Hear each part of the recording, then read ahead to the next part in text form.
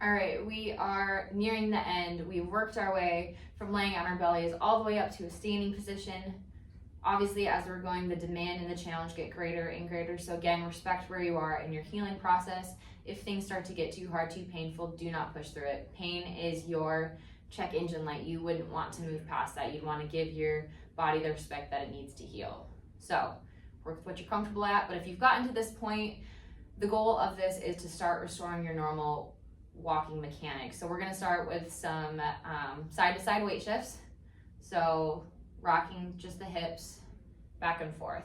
So if you sprained your left ankle, you're going to load that left side and then unload it by leaning to the right.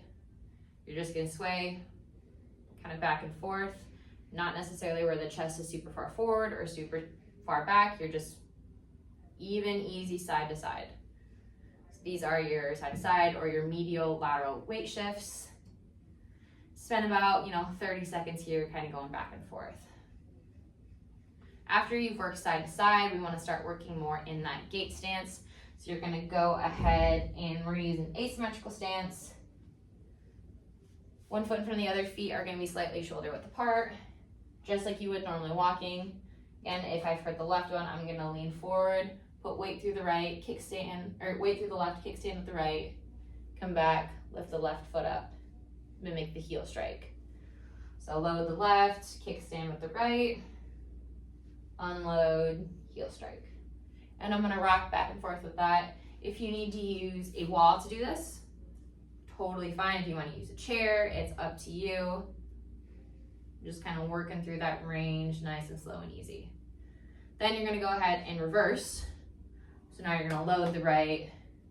From here, it's going to be a pretty big dorsiflexion challenge. So I would recommend holding on to something for this one, because you're going to be essentially balancing on that left foot with that right foot in heel strike. So coming forward, pressing that heel down, and coming back. Again, with the sprained ankle in the back, you might want to hold on to something just to get used to pushing that weight through your heel.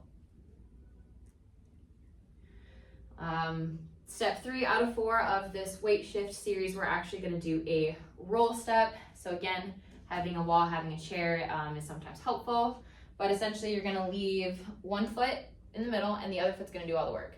So we're going to start with the non-injured ankle in the middle, either holding a chair, holding a table. You're going to roll through that step, plant the left foot, lift the right heel up, rock back, lift the right foot.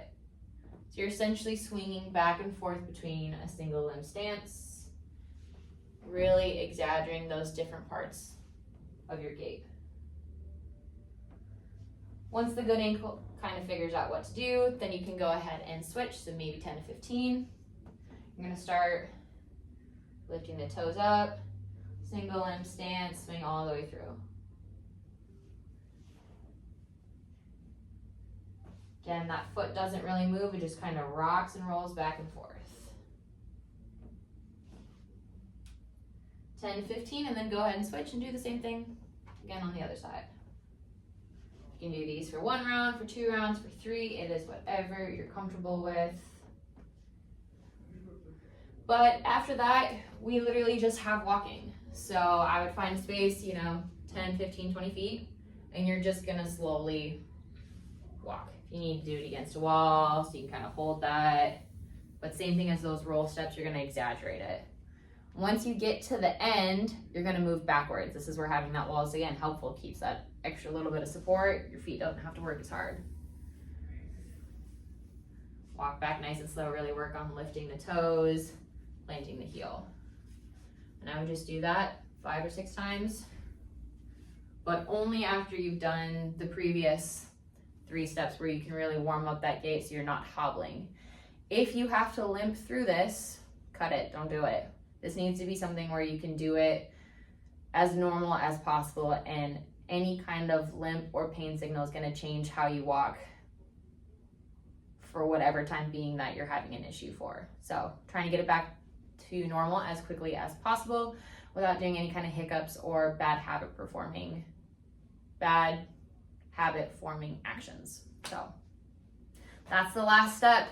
When you're done, Have a seat.